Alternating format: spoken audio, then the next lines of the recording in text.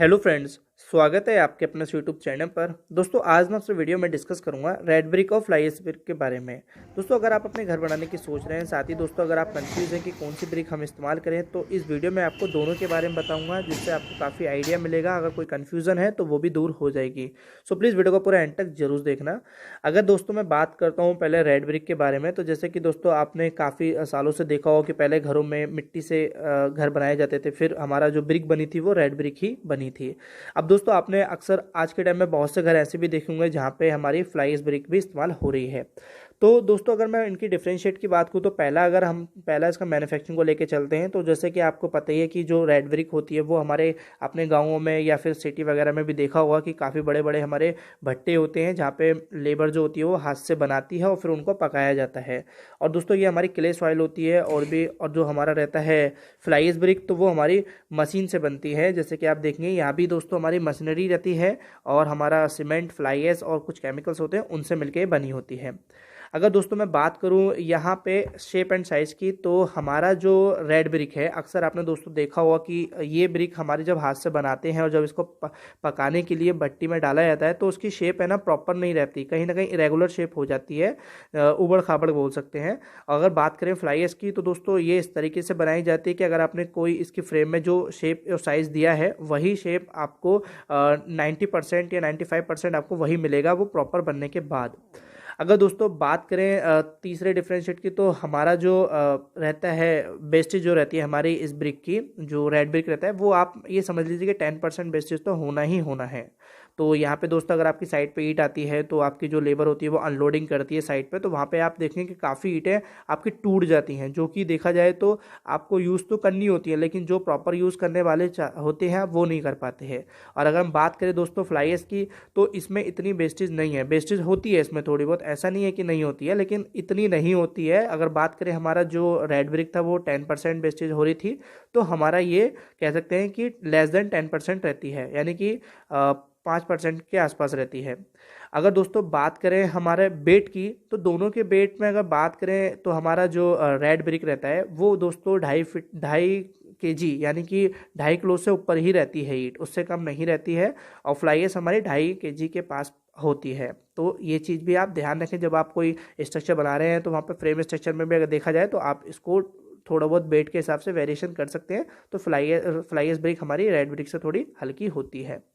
अगर दोस्तों इसकी एक और एडवांटेज की मैं बात करूँ, तो वो ये है कि देखिए, जब आप इसको अपने किसी दीवार वगैरह में इस्तेमाल करते हैं, तो वहाँ क्या होगा कि जहाँ पे हमारी दीवार की जो एक कह सकते हैं वर्टिलिटी आएगी, यानी कि कितना एकदम प्लेन सरफेस आएगा हमारा, जिससे कि आप क्या करेंगे, जब आप कभी प्लास्टर करेंगे तो आप वहाँ पे प्लास्टर की मोटाई को कम रख सकते हैं। साथ ही जो इसके जो जॉइंट्स होते हैं, आपको उसको फिलअप करते हैं दीवार की चिनाई के लिए, वहाँ पे भी इतना मोटा मसाला नहीं लगाने की जरूरत पड़ती है। तो उससे क्या होगा कि आप कॉस्ट ऑफ मोटार, सैंड या सीमेंट की भी आप डिक्रीज कर सकते हैं अगर आप फ्लाई एश इस्तेमाल करते हैं। लेकिन अगर बात करें हम रेड ब्रिक की, तो दोस्तों आप चाहे कहीं भी इस्तेमाल करें उसको, वहाँ उसकी एक तो प्रॉपर, जैसे मैंने बोला, शेप नहीं होती है। तो जब आप उसको इस्तेमाल करेंगे दीवारों में, तो वहाँ पे प्लास्टर की भी मोटाई ज़्यादा देनी पड़ जाती है उसकी शेप की वजह से, जाकि हमारा जो प्लेन सरफेस आपको प्लास्टर में लेना पड़ेगा।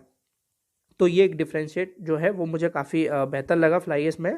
अगर दोस्तों मैं एक चीज़ की बात और करूँ, तो जो आपके टेम्परेचर वगैरह रहते हैं, आप देखेंगे कि जो गर्मी में काफ़ी हीट हो जाती है हमारे रूम में, तो जो नॉर्मली हम फ्लाई एश इस्तेमाल करते हैं, तो दोस्तों ये तो जैसा टेम्परेचर रहेगा उसके हिसाब से ही दोस्तों और हीट हो जाता है हमारा रूम। लेकिन अगर बात करें फ्लाई एश की, तो वहाँ पर जो हमारा टेम्परेचर है तो उसको काफ़ी हद तक कंट्रोल करके रखती है ये ब्रिक। तो यहाँ भी दोस्तों एक एडवांटेज ही है।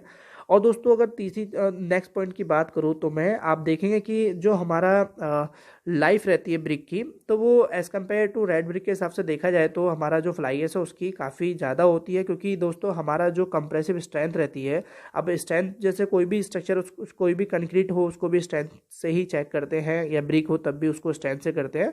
तो वहाँ भी देखा जाए तो हमारी जो फ्लाई एश की रहती है वो ज़्यादा रहती है as compare to red brick के हिसाब से। तो यहाँ पे अगर मजबूती की बात करें, तो वो भी हमारा इससे आगे ही है जो फ्लाई एश ब्रिक है।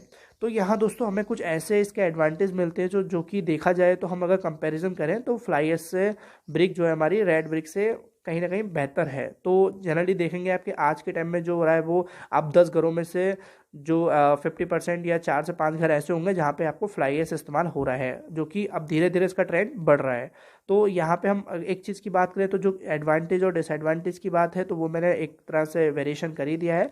साथ ही दोस्तों अगर मैं कॉस्ट की बात करूँ कि दोनों में कॉस्ट में क्या अंतर आ जाता है, तो देखिए ये तो चीज़ डिपेंड करेगी कि आपके एरिया लोकेलिटी के ऊपर, स्टेट के ऊपर। और साथ ही अगर मैं एक चीज़ की और लेके चलूँ तो जो हमारा मेन कॉस्ट का एक एज अप्रोक्स अंदाज़ा बताऊँ तो आपको जो नॉर्मली हमारी रेड ब्रिक रहती है वो दोस्तों अगर आप एक सही ब्रिक लेंगे जो कि ठीक ठाक होनी चाहिए, वो 6 रुपये से 8 रुपये पर पीस के हिसाब से मिलती है एक ईंट। और अगर आप इसकी बात करें जो हमारा रहती है फ्लाइज ब्रिक, तो वो हमारी उससे कम रहती है, उसको लेके चल सकते हैं तो हमारा 5 से 6 रुपये के आसपास एक ब्रिक आती है। तो दोस्तों ऐसा है, लोगों के माइंड में ये मिथ काल्पनिक बातें थी कि भाई हम रेड ब्रिक ही इस्तेमाल करेंगे। तो देखिए यहाँ पे मैं बुरी किसी भी ईंट को नहीं बोल रहा हूँ कि रेड ब्रिक ख़राब है या फिर कह सकते हैं फ्लाइस ब्रिक अच्छी है या वो ख़राब नहीं है। दोस्तों यहाँ पे मैंने ये दोनों के बीच का जो हमारे डिफ्रेंशिएट होते हैं, हर एक चीज़ में दो चीज़ों को लें तो उसमें कुछ ना कुछ अंतर होते हैं, तो वो मैंने यहाँ पे आपको डिस्कस करने की कोशिश की है, तो आप एक अच्छे से समझ सकेंगे कि कौन सी ईंट कहाँ कैसे बेहतर है। अगर दोस्तों बात करें तो फ्लाइस ये आने वाले फ्यूचर का एक एग्जाम्पल है कि आप देखें कि ज़्यादातर आपको जो आज 10 घरों में 4 घर आपके फ्लाइस के हैं वो आगे चल के आपको ज़्यादा ही मिलने वाले हैं, क्योंकि लोग बार आगे जो भी रहेगा वो हमारा एडवांस होने वाला है, ना कि पीछे जाने वाले हैं। तो अगर हम जैसे मैंने बोला कॉस्ट को भी लेके बोल दिया और ड्यूरेबल लाइफ को भी बोल दिया, साथ ही जो डिफरेंशिएट मेन मेजर पॉइंट है वो भी डिस्कस कर लिए। आई होप आपको डिस्कस क्लियर हुए। इनके अगर कोई डाउट है इनसे रिलेटेड तो वीडियो में कमेंट कर देना, वीडियो अच्छी वीडियो को लाइक जरूर कर देना, और दोस्तों चैनल सब्सक्राइब नहीं किया तो सब्सक्राइब भी कर देना।